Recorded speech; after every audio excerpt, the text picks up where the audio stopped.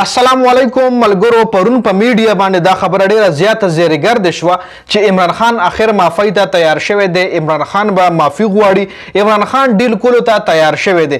خو بل طرف ته عمران خان هم په اډیاله جیل نه صحافیانو سره گفتگو کړې ده او د معافی حواله سره مکمل تفصيلات جاری کړي دي. آیا عمران خان به حقیقت کې معافی غواړي کنه؟ په دې ویډیو کې په دې ټاپک باندې کمپلیټ ډسکشن کوو. عمران خان صحافیانو سره څه خبرې کړې دي سره په دې ویډیو کې شریک کوم. نو ویډیو خپل هم مکمل وګورئ او مخکې ملګرو سره ضرور شریک کړئ. پرون د معافی حواله سره عمران خان اډیاله جیل کې صحافیانو سره اهم گفتگو کړې دي. عمران خان ویل دي چې زه به معافی غواړم خو په یو شرط. عمران خان معافی ته تیار شوی دی، حقیقت خبره ده، خو یو شرط کې خو دی. شرط څه دی؟ شرط دا چې وډومبه تاسو سی سی ټي وي فوټیج وګورئ.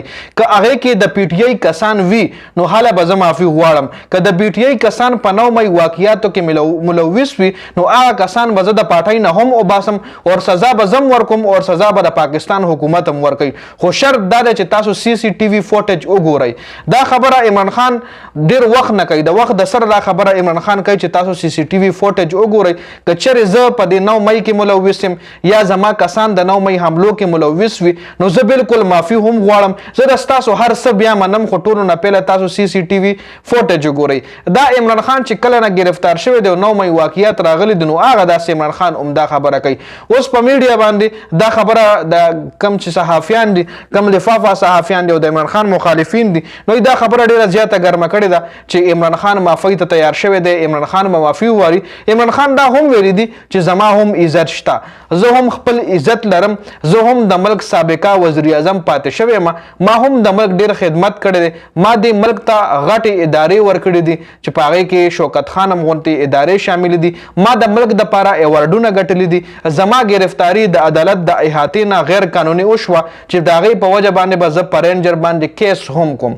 کاپتان دا هم ویلی دي چې زه خو دی خو منه د معافی ډیمانډ کوي خو زه هم د ملک یو اهم رکن یم. ما د ملک دپاره ډېر زیات خدمات دي. څنګه زه هسې بې څه معافي وغواړم؟ خبل حماد اظهر هم بیان جاری کړی دی. وای حماد اظهر چې کوم بیان جاری کړی هغه دا دی که چېرې عمران خان وای رها نشو نو موږ به اډیاله جیل پورې لانګ مارچ کوو. نو اوس په دغه بیان باندې شهریار افریدي هم ویلي دي چې دا حماد اظهر چې کوم بیان جاری کړی دا هغه سې خوله غلطه شوې ده چونکې دې کې داسې څه اراده زمونږ نشته. نو حماد اظهر ورپسې ټویټ کړی دی چې زما خوله غلطه شوې نه ده، زه بالکل دا حقیقت وایم او موږ به انشاءالله ضرور لانګ مارچ کوو. یو طاقت هم موږ نشي منې کولی، صرف او صرف د الله پاک طاقت نه علاوه مونږ یو طاقت هم بیا د لانګ مارچ نه نشي منې کولی. جی بل د بنگلادیش میجر ضیاء الحسن چې کوم دی هغه د ملک نه تښتېدو دوران گرفتار شوی دی چې په رنوی باندې د جهاد نه راکوز کړی دی. دا میجر چې کوم د به خلک غیب العدالت ته به نه پیش کول. 86 کسان چې کوم دي غیب کړي وو دی د شیخ حسینه واجد د پارټیو شیخ حسینه واجد به د سپورټ کولو د به کسان غیب کول. جی لکه اغوا کول به پته به نه لګیږي چې کم خوالاړه کم خوالاړه لکم چې د شیخ حسینه مخالفینو جی خو سره راګیر کړی دی. نو دا اپډیټس په ویډیو کې د ویډیو کتلو زیات مننه جی. والسلام.